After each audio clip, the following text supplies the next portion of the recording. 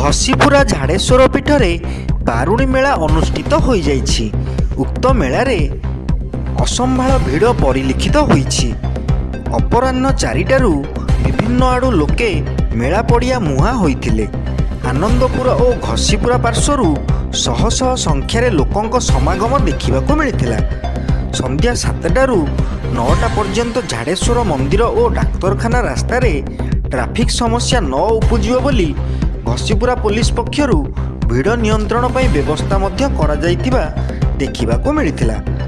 मेलारे छोट पिला माने दोली खेलर मजा उठाउथुबा बेले युवगोष्ठी चाट गुपचुप दोसा ठुंकापुरी आइसक्रीम सांगकू विभिन्न फास्टफुड स्टल रे भिड़ जमुथुबार देखा पाइथिलु।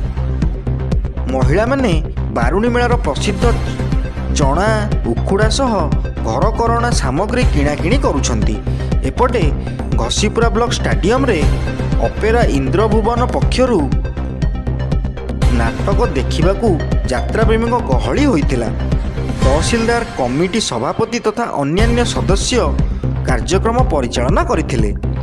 बारिणी यात्रा संबंधे कहया पूर्व आमर जे मंदिर अच्छा जो कपिल बाबा अंध बाबा से तो द्विपद आपन को किसी धारणा देते कि मुझे चाहे जे कमिटर मुझे जड़े कथितर पुराना सदस्य ये बर्तमान जो तहसीलदार अच्छा रिटायर्ड आरआई महोदय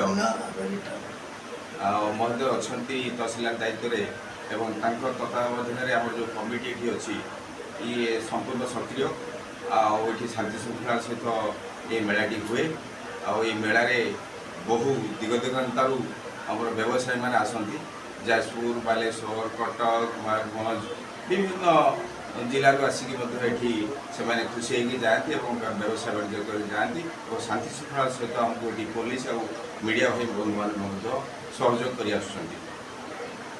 धन्यवाद सर। जो बारुणी यात्रा होची से उपलक्षे कौन कहवा चाहिए बाबा टी कहतु।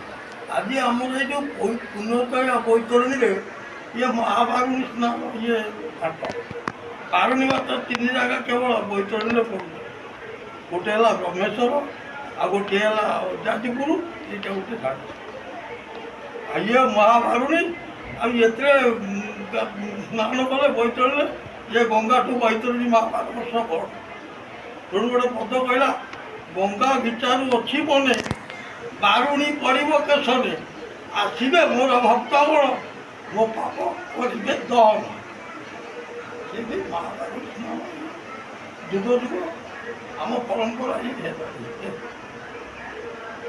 धन्यवाद। घसीपुरारू गगन बिहार दास को रिपोर्ट G9 ओडिया।